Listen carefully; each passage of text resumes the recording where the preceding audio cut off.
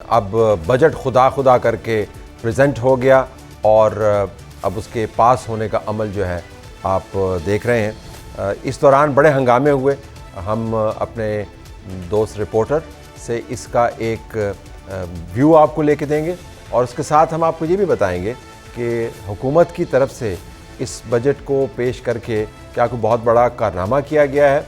जो 10 करोड़ के करीब पाकिस्तान के अंदर गरीब लोग आबाद हैं, जो लोग हुकूमत से नौकरी की तलब नहीं करते, प्राइवेट सेक्टर के अंदर हैं, लेकिन इन्फ्लेशन, महंगाई और दूसरे मामलात की चक्की में पिस रहे हैं, उसके लिए, इस तबके के लिए इस बजट के अंदर क्या है, इसके ऊपर हम अली परवेज़ मलिक साहब से बात करेंगे जो वज़ीर मुमलिकत हैं बराए ख़जाना।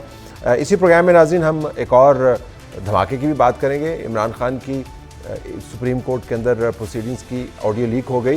ये ऑडियो लीक कैसे हो गई, किसने कर दी, इसके ऊपर किस किस्म की इंक्वायरी होनी चाहिए, कोर्ट के लिए कितनी शर्मिंदगी है और पाकिस्तान तहरीक इंसाफ इसको कैसे खेल रही है, इस पर भी बात करेंगे। तो शकील साहब हमारे साथ मौजूद हैं, बजट को वो कवर करें। शकील अस्सलाम वालेकुम। वालेकुम सलाम तल्ला साहब जी, ये बताइएगा कि माहौल हमने देखा सब झलकियों में, आपने तो उसको वाज़ेह अंदाज से देखा वहाँ पे क्या हो रहा था, तो क्या नारे लग रहे थे वहाँ पे, क्या तूफ़ान बदतमीज़ी था? देखिए तल्ला साहब, बजट एक बड़ा इवेंट होता है, लेकिन हमने देखा है कि रवायती तौर पर एक मैस ही क्रिएट होता है, कोई डिसिप्लिन हमें देखने में नज़र नहीं आता। इस बार भी ऐसा ही हुआ। ना सिर्फ अपोजिशन पार्टी के अरकान बल्कि हुकूमत के अपने इत्तेहादी पीपल्स पार्टी के लोग भी नाराज़ ही खिंचे खिंचे नज़र आए हुकूमत से। पीपल्स पार्टी ने अपनी मीटिंग की अलग से, उन्होंने भी कहा कि हम बाइकाट करेंगे क्योंकि हमसे मुशावरत नहीं की, हमारे मुतालबात, हमारे नुकात बजट के अंदर शामिल नहीं किए गए। और दूसरी जानिब जो PTI और उनके इत्तेहादी लोग थे, उनका ये मौक़िफ़ था कि बजट की डॉक्यूमेंट्स जो हैं, दस्तावेज़ात, वो उनसे शेयर नहीं की गई, PDF फॉर्मेट में नहीं शेयर की गई, डॉक्यूमेंट्स नहीं दिए गए। तो एक लेकिन हमने तो देखा शकील कदा कलामी, वो तो बजट की कॉपियों से डेस्क पे जा रहे थे, तो वो कॉपियाँ कहाँ से आई थी? जी, वो ताख़ीर से फराम की गई, उनका ये मौक़िफ़ था और उन्होंने वो फाड़ कर वहाँ पे फेंकी भी और उसके बाद नारेबाजी की, चोर चोर के नारे भी लगाए। बजट स्पीच के दौरान काफ़ी हंगामा आराई की। इस दौरान प्राइम मिनिस्टर शहबाज शरीफ और डिप्टी प्राइम मिनिस्टर इसहाक डार भी वहाँ मौजूद थे।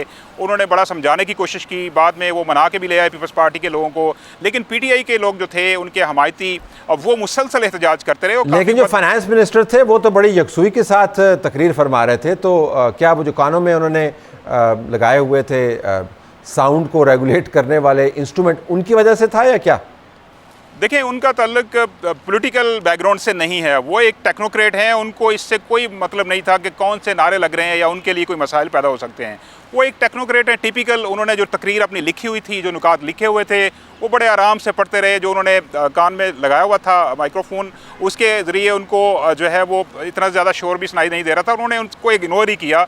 बड़ी तसल्ली के साथ उन्होंने अपने बजट के जो नुकात पेश किए और बजट का मजमूई तौर पर खसारा ही था, लेकिन हुकूमत को इस साइड पे भी खसारे का सामना नहीं करना पड़ा क्योंकि ये बड़े स्मूथली बजट पेश हो सकता था। लेकिन हमने देखा ये हुकूमत की तरफ से भी कोई संजीदा कोशिश नहीं की गई। अपोजिशन को तो वैसे ही मौका मिल रहा था कि वो नारे लगाते, वो बजट की कापियाँ फाड़ के। लेकिन एक शकील ख्याल ये किया जा रहा था कि शायद हंगामा बढ़ सकता था, वो घेराव कर सकते थे, फाइनेंस मिनिस्टर के सामने आ सकते थे। वैसा नहीं हुआ, एक जगह पर वो खड़े रहे और नारेबाजी करते रहे। ऐसे ही हुआ ना?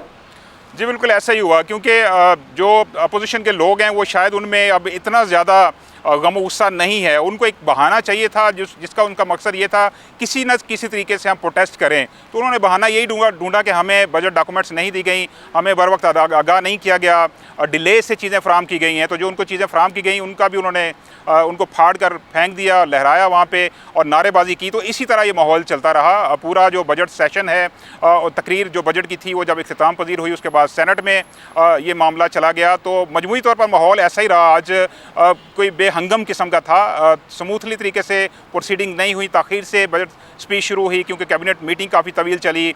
कुछ मैयज़ लेने थे रिलीफ के और इसके अलावा टैक्सेस लगाने थे, तो काफ़ी डिबेट हुई। और उसके बाद जब माहौल शुरू हुआ कौमी असम्बली का, तो उसमें यही सूरत हाल सामने आई कि अपोजिशन नारे लगाती रही। पीपल्स पार्टी जो कि इत्तेहादी है। अच्छा, पीपल्स पार्टी का आपने जिक्र किया कथा कलामी, पीपल्स पार्टी ने अपने कार्ड्स वैसे ठीक खेले। पहले हमें पता चला कि वो बजट को सपोर्ट कर रहे हैं, फिर हमने एक जगह पर टिकर देखे जिसमें पता चला कि उन्होंने सोचा है कि हमने शिरकत नहीं करनी, फिर उसके बाद उनको मनाने का बंदोबस्त किया गया, फिर वो मना लिए गए। तो वो ज़रा बताइएगा कि ये सारी जो कशमकश थी ये क्या थी?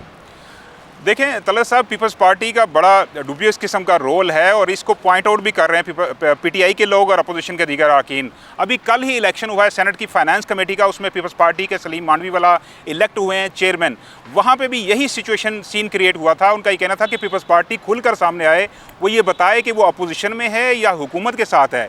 पीपल्स पार्टी वाले पीटीआई को तो ये कहते हैं कि हमारा हुकूमत से कोई लेना देना नहीं, हम तो एक उनके साथ वैसे ही चल रहे हैं। लेकिन साथ उन्होंने अहम ओहदे भी लिए हुए हैं, स्टैंडिंग कमेटीज़ की चेयरमैनशिप भी ली हुई है।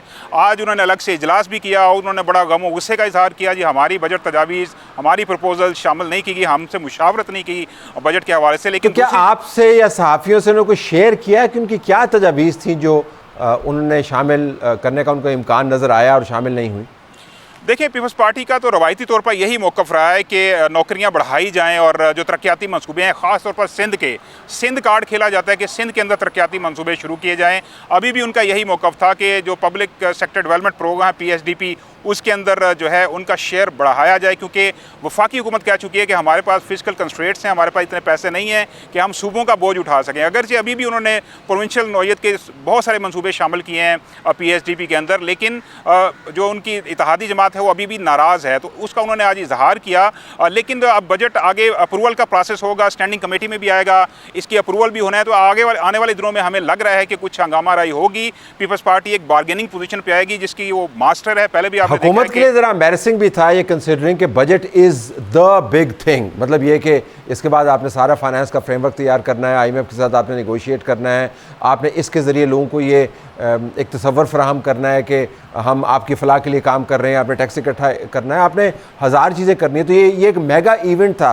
तो मेगा इवेंट के ऊपर उनके जो इत्तेहादी हैं उनके नाज नखरे, तो हुकूमत भी नालां तो होगी। ज़ाहिर है हुकूमत के लिए काफ़ी मुश्किल सिचुएशन है, क्योंकि IMF से बेल आउट पैकेज लेना है और उसकी सख्त शराइत का सामना है।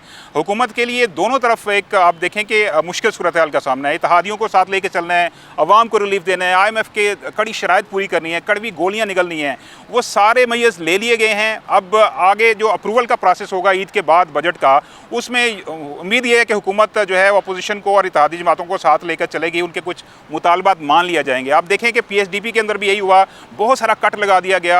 तालीम के शोबे का बजट 83 अरब से कम करके 32 अरब किया गया, फिर अचानक रातों रात उसको 93 बिलियन कर दिया गया। तो ये जो बजट पेश किया गया है, ये ऐसा नहीं है कि स्मूथ इसकी प्रिपरेशन हुई है या तैयारी हुई है। हुकूमत ने डे टू डे बेस के ऊपर इसके अंदर बहुत सारी इसके अंदर चेंजेस की हैं। IMF को भी नाराज़ नहीं करना, इत्तेहादियों को भी साथ लेके चलना है, रिलीफ भी देना है। तो ये जो बजट है, इसकी जो तैयारी हम मॉनिटर कर रहे थे पिछले 1-1.5 महीने से, हमने देखा है कि हुकूमत की कोई लॉन्ग टर्म या स्टेबल पॉलिसी हमें नज़र नहीं आई। हुकूमत जैसे कहते हैं ना, डंग टपाओ प्रोग्राम के तहत चलती रही है। उसने अगर मुतालबा किया तो उसको रिलीफ अगले बड़े इन्होंने शकील डंग टपाने हैं। अभी तो प्रिपरेशन के अंदर इस किस्म के मामलात, प्रेजेंटेशन के अंदर इस किस्म के मामलात, तो जब अप्रूवल आएगी तो वहाँ तो हर शिक के ऊपर आपको निगोशिएट करना होगा। और जो इत्तेहादी हैं, पीपल्स पार्टी बिलखुसूस प्राइवेटाइजेशन जैसे मामलात के ऊपर तो उन्होंने कड़ा स्टैंड लिया हुआ है, रिलीफ पर कड़ा स्टैंड लिया हुआ है। So will see how that goes. Thank you very much for joining us